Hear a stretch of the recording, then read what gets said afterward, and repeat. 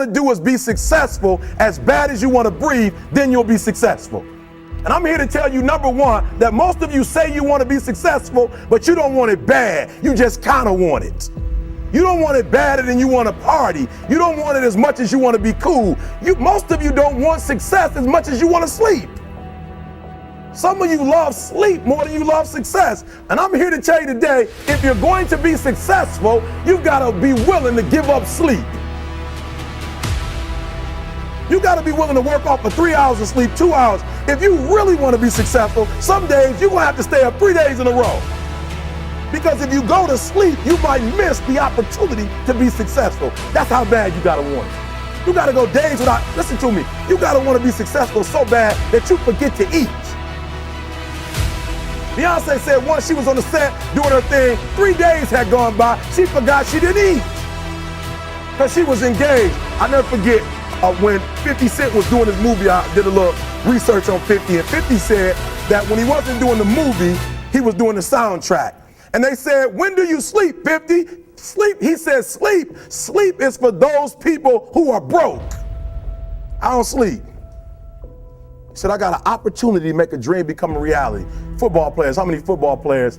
Got anybody like football in here? Raise your hand. Anybody like football? Emmitt Smith. I used to be a Cowboy fan before they did my boy Tom Landry wrong. I used to be a Cowboy fan. And watch this, there was a commercial. Emmitt Smith had won his first Super Bowl, and he had this commercial when he was lifting weights.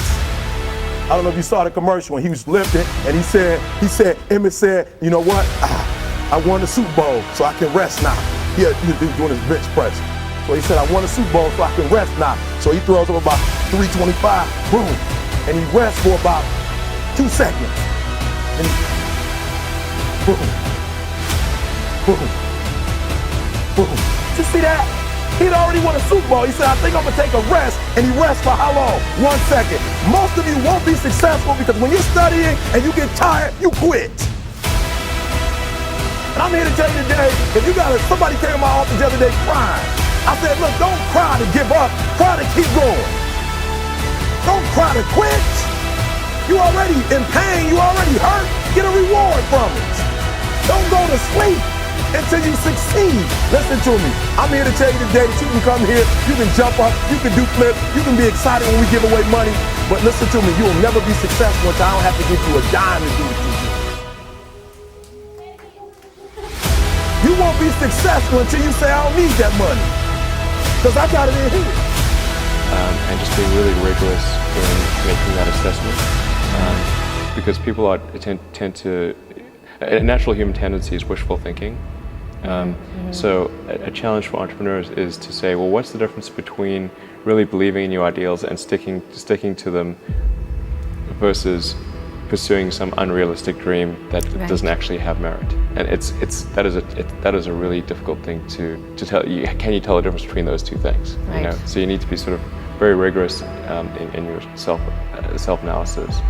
I think certainly extremely tenacious, and then just work like hell. I mean, you just have to put in, 80 to 100 hour weeks every week. And then all those things improve the odds of success. I mean, if other people are putting in 40-hour work weeks and you're putting in 100-hour work weeks, then even if you're doing the same thing, you know that in 1 year you will achieve what they achieved. You will achieve in 4 months what it takes them a year to achieve. I like your work. The little details in life add up to be the moments, the inches, the seconds we need to be successful. When you give it your all and you're willing to give up that, put all your will, all your effort, and look past the temporary pain of it to what that pain will dry and solidify into later, as this being the down payment for the future investment to come. Willing to sacrifice this now for the belief of what tomorrow can be. You must hope and believe in yourself if you ever want to see what that hope can turn into, that belief can turn into. By doing this every day, repetitively, those are the measures that lead to the big moments of success that everyone sees in life. No one sees the struggle in here. No one sees the hardship. The early mornings you get up, no one sees any of that. They just see if your hands raised or not. And if it is, oh, what a great guy. Oh, I wish I could be that guy. I wish I could be that guy. But they're not clapping, wishing they could be you.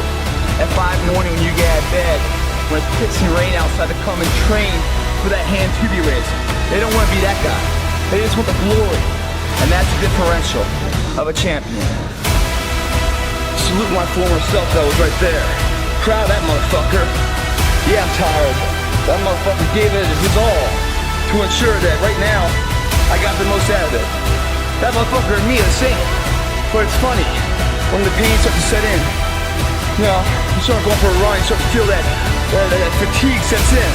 We start losing, you know, the luster, the taste for those dreams. Because it starts to hurt more. It starts to cost us more than we're willing to pay or pay out or we're over the shoulder. And so there's times like, you know, you gotta go for a run hard and sprint all you got. Before that run, sit there and go, all right, I'm gonna run from here to the end of the block and back as fast as I can. You hit the end of the block and you commit to it. Once you go into it and you start feeling the pain of it, watch what happens to you. Watch how fast, whatever that goal you're going for, how it loses value, it vanishes. Because the pain is too much for you. Because you're in the wrong frame of mind. Mentally, you must be there before you physically even start. When you go there, you've already finished the line, you know, the race at that time. You're not thinking of the pain, you're looking at the fucking clock beating it. It's a mindset, guys. Before it's ever some body. You know, the physical body is just the messenger of the true will of what this is saying. This doesn't say it.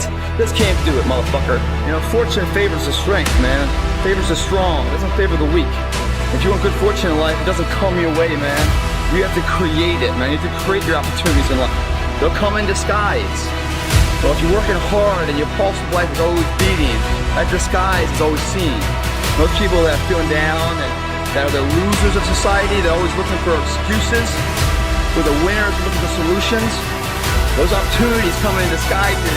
Where if you're in it to win it and that's your mentality, you see right through that disguise and you jump at it. Where some people are like, what are you doing, man? It makes no sense what you're doing. They don't understand it because they're not in it to win it. They're mentally fucking, have already lost it. They've given up before they even started because mentally they don't believe in themselves. So, it's like when the winds of life don't hit your sail, you grab the fucking oars of life and you start pushing your body, your boat, your vessel into the harbor of a known point that you want to be. No one's gonna fucking get you there. You gotta get yourself there, guys. These bars, man. These bars, yeah, they exist here in reality. But far too often, they exist in your head, self-created barriers that you put yourself in the way of. Saying, I can't get through, I can't get through, I can't get through. And then you stop your endeavor. Instead of saying, hey, if I turn my body, I can get through. See, that's what winners do. They find solutions. We're losers. Oh, I can't do it. It's too hard. Fuck those people, man. If you're one of them, fuck you. That's it. I'll just say that.